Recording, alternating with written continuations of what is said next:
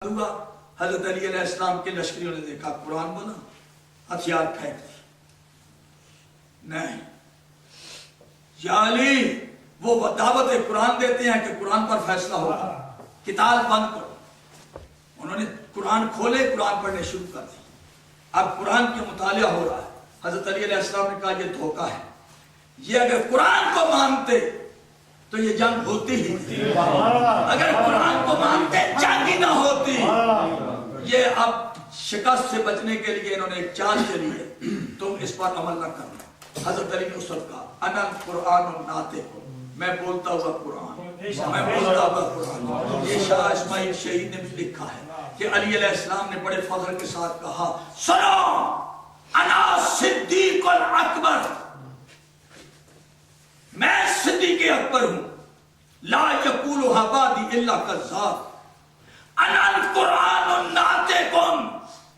یہ اس وقت جب قرآن کھول کے لوگ بیٹھے کہ اب ہم جنگ نہیں کریں گے حضرت علی کے ماننے والے حضرت علی کے شیعہ ہتھیار ڈال کے بیٹھ گئے مولا کہتے ہیں انا القرآن الناطق میں بولتا ہوا قرآن میں بولتا ہوا دھوکہ ہے دھوکہ ہے انہوں نے کہا مولا علی نہیں ہم جب کریں گے 24,000 آدمیوں نے 25,000 آدمیوں نے ہتھیار ڈال دیے قرآن پاک کی تلاوت شروع کر دی اور علی کو مجبور کیا کہ آپ صلح کے لیے ثالث مقرر کریں ایک آدمی ادھر کا ہو ایک آدمی ادھر کا ہو میرے بھائیوں بات ختم کر رہا ہوں لیکن نتیجہ دینا چاہتا ہوں کہ یہ جنگ ختم ہو گئی معاہدہ ہو گیا لیکن نتیجہ کیا نکلا عمر بن عاص ابو موسیٰ اشعری حالانکہ حضرت علی علیہ السلام نے اس کو نہیں ڈیٹیل کیا زبردستی انہوں نے اس کو بنوایا انہوں نے کہا نہیں ابو موسیٰ اشعری فٹ نہیں لیکن ابو موسیٰ اشعری اور ابو العاص نے جناب سے مشورہ کیا قرآن کی کوئی آیت نہیں پڑھی مقصد نہیں دیکھا کہ یہ لڑائی ہوئی کیوں ہے اس کا کیا مقصد ہے اب فیصلہ کیا کرنے لگے لڑائی کا مقصد کیا تھا جی کہ قاتلان عثمان کو ہمارے حوالے کرو علی کے پاس قاتل ہے اب یہ بھول گئے اب کہنے لگے کہ جناب دونوں خلافت کے اہل نہیں علی کو بھی معذور کرو اور ان کو بھی معاویہ کو بھی معذور کرو پبلک کو کہ اپنا خلیفہ خود چن لے دونوں نے اگری کیا جب فیصلہ سنانے کی بات آئی اس وقت عمر بن عاص نے کہا تقدم یا سیدی آپ آگے چلیں آپ پہلے اعلان کریں آپ اپنے موکل کو معذور کریں فوراً جناب ابو موسیٰ اشعری نے کہا اپنی انگوٹھی اتاری کہا کہ میں علی کو اس قابل نہیں سمجھتا کہ وہ مسلمانوں کا خلیفہ رہے وہ نااہل ہے بندے برباد ہوئے لہذا میں علی کو معذور کرتا ہوں علی خلیفہ نہیں اچھا اب تم آؤ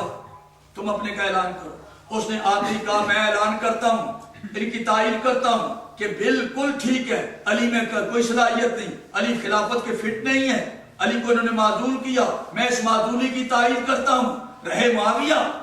بن ابو سفیان وہ بڑے زیرک آدمی ہیں بڑے دانا ہیں وہ تو مسلمانوں کے پیشوا ہیں لہٰذا میں ان کو بحال کرتا ہوں وہ خلیفہ رہیں گے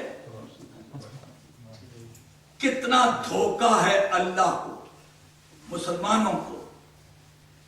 اب جناب وہ بندے جنہوں نے ہتھیار ڈال کے قرآن کی ہتھیار ڈالے تھے انہوں نے کہا علی کو کہ آپ فیصلہ نہ مانیں مولا نے کہا میں نے معاہدے میں دستخط کیے اب ماننا پڑے اب ماننا پڑے اب وہاں سے نکلے ان کو وہ پہلے ہیں رافضی سن لیں میں ذمہ داری کے ساتھ کہہ رہا ہوں یہ رافضی کا لفظ آپ کو کتابوں میں ملے گا سب سے پہلا رافضی کے معنی کیا ہے وہ بندہ جو میدان جنگ میں اپنے کمانڈر کا ساتھ چھوڑ دے امام حق کا ساتھ چھوڑ دے میدان جنگ میں یہ رافضہ سے یرفض رافضی وہ رافضی ہوتا ہے جو میدان جنگ میں امام حق کا ساتھ چھوڑ دے وہ رافضی ہے تو یہ پہلا رافضی جنہوں نے ہتھیار ڈالے پھر حضرت علی کو مجبور کیا کہ آپ فیصلہ کریں حکمین